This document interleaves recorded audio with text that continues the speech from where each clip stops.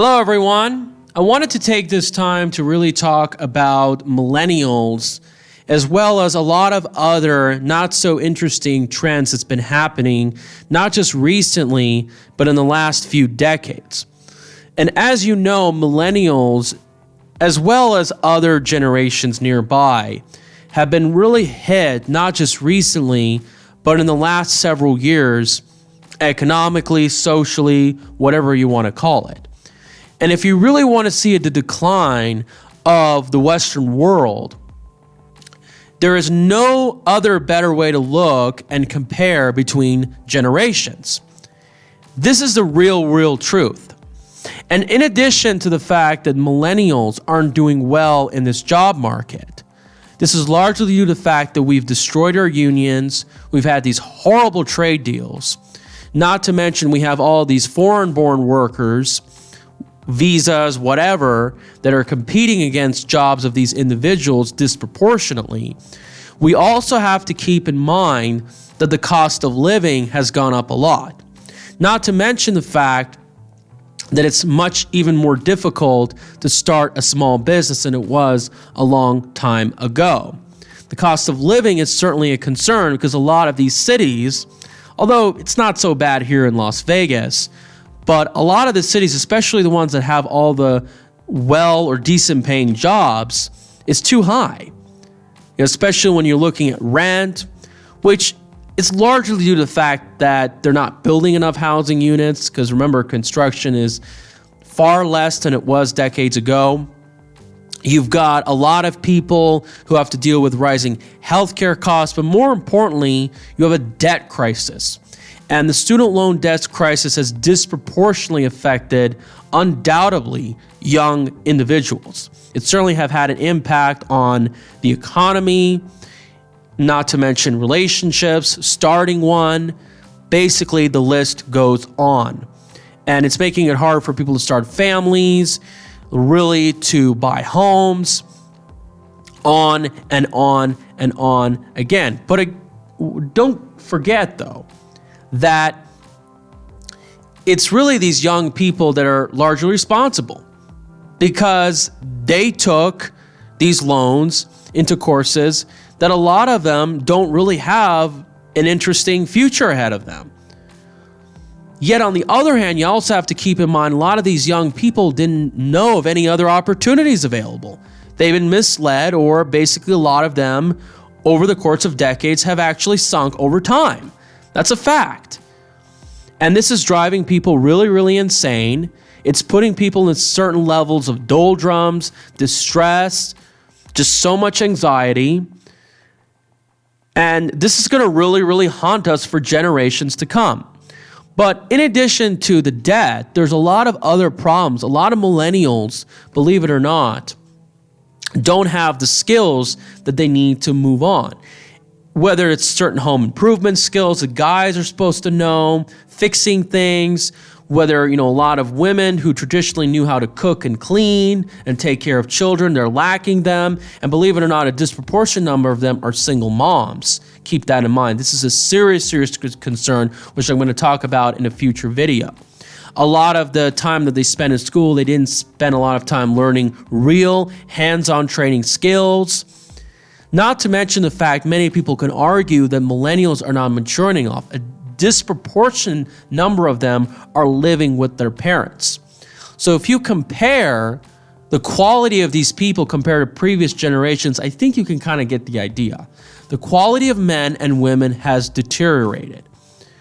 You have some men that have turned more emasculated or turned into gangster types, cool bro, whatever. You have these women that have turned into literally these sluts, or they've turned into these women that are quite masculine, focused too much on careers and stuff. And a lot of this is kind of like the influence of social justice bandwagons.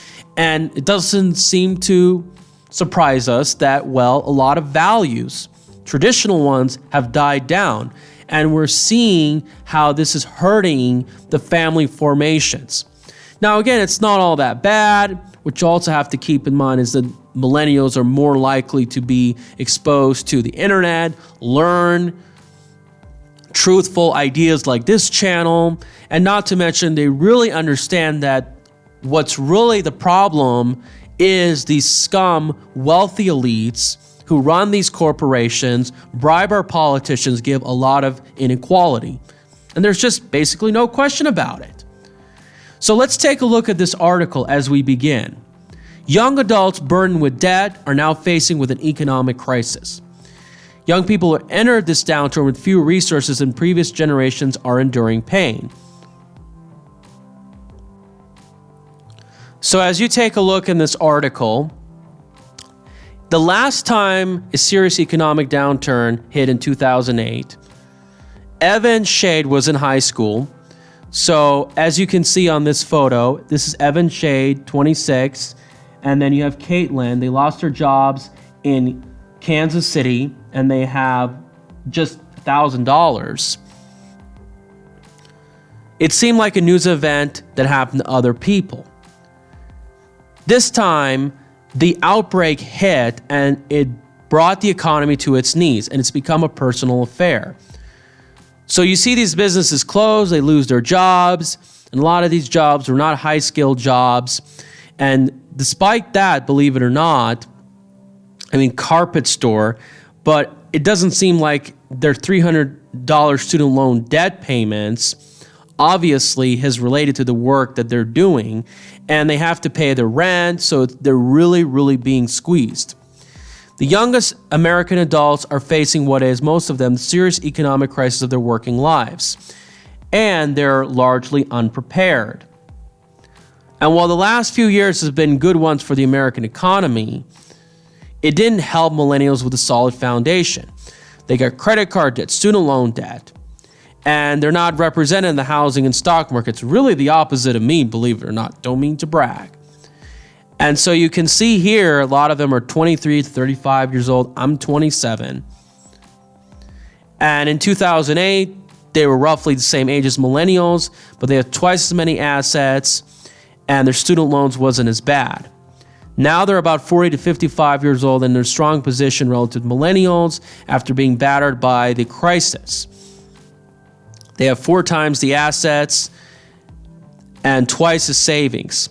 Those with college degrees are doing better than previous generations, although that doesn't mean just because if you go to college, you're going to do any different. So a lot of these statistics can be kind of misleading. And it's going to have a significant impact on their generation. But while young American adults may face fewer health problems, they're vulnerable to financial costs. And they're much more likely to involve in the gig economy, particularly Uber, that they have been hard hit. And social media filled with discussions of how to take their money out of 401ks to pay for rent. And then you can see Dan, who lives with his parents near Boston, lost his job selling his video game consoles. Andrew Lawson was 29, making $500 a week delivering DoorDash, and most of the restaurants closed.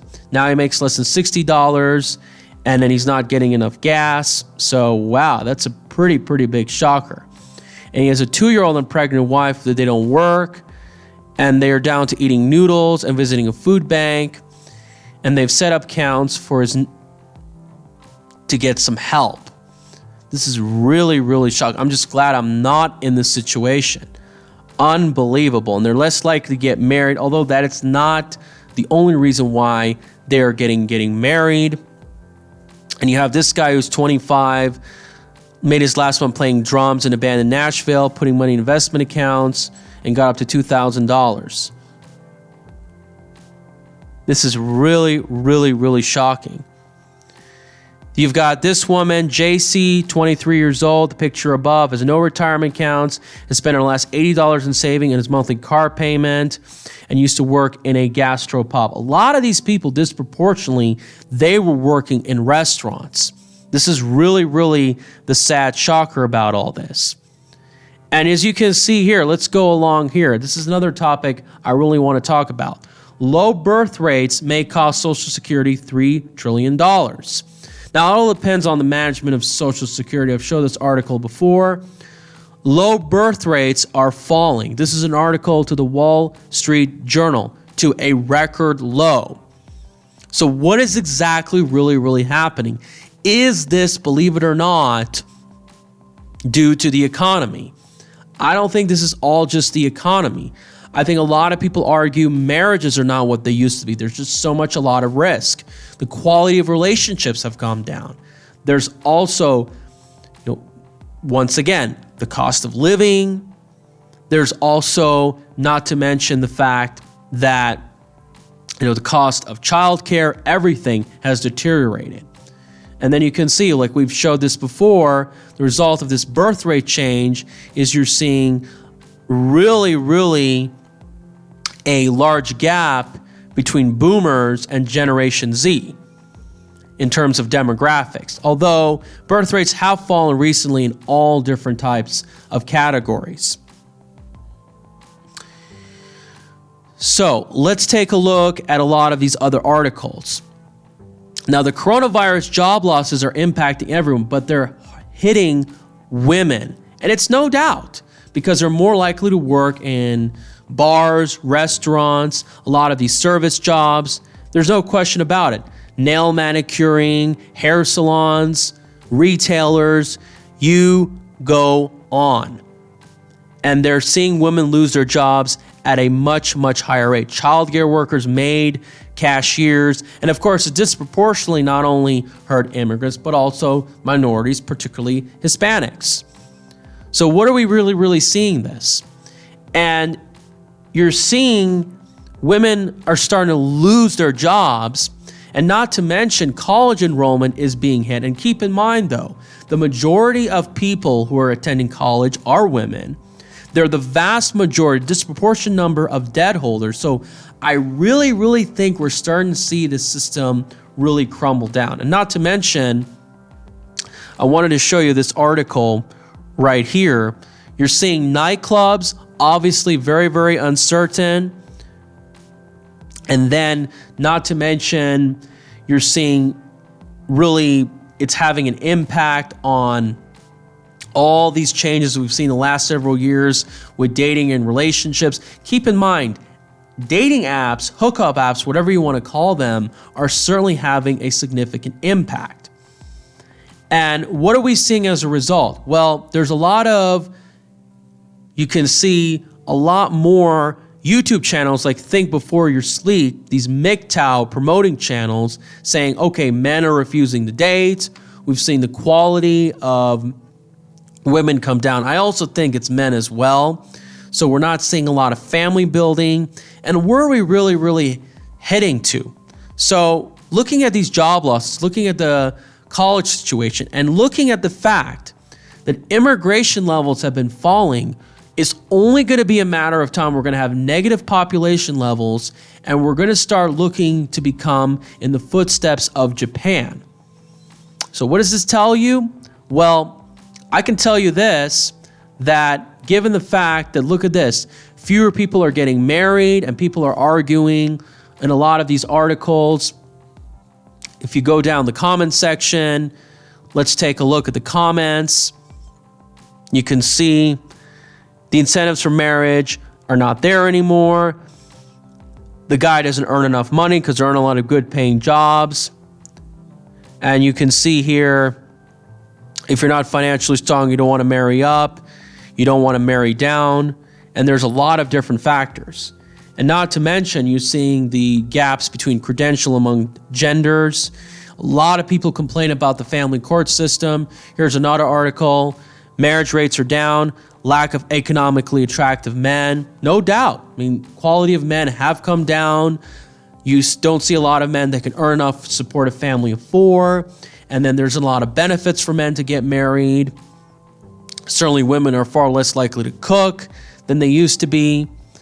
So what does this really tells you? Well, birth rates are coming down, but I think there's going to be a lot of pressure in the coming years to basically reverse that. Because if women are not going to have enough children, well, we're going to have negative population levels. So in order to keep human life going, it's going to be likely there's going to be pressure that a lot of these young women are going to start having to have children, focus on family building, bring back more traditional roles to really recover a lot of the mess. And hopefully there are going to be households where both parents are present, because that's very healthy and needed in a society. But keep in mind, though, cost of living is certainly a significant role. So if cost of living comes down, we can see these levels really start to come back. And not to mention, if you look at these boxable homes, 3D printers, like I'll tell you in a future video, they can certainly be a game changer. All right? But I don't want to be misunderstood. Men are going to have to change too. Men have lost a lot of their qualities from decades ago. You know, if you think being these low emasculated men playing video games or being these kind of gangster player guys is really helping to not have a significant impact, well, think again. I think that's going to have to change as well. And that's really the problem with a lot of these MGTOW channels. But anyway, I'm going to talk more about this subject in the future video. If you like what I'm sharing, please share, please subscribe. Thank you so much. Share this channel, and let's hope for the best. Hopefully, this pandemic will issue a bright future ahead of us.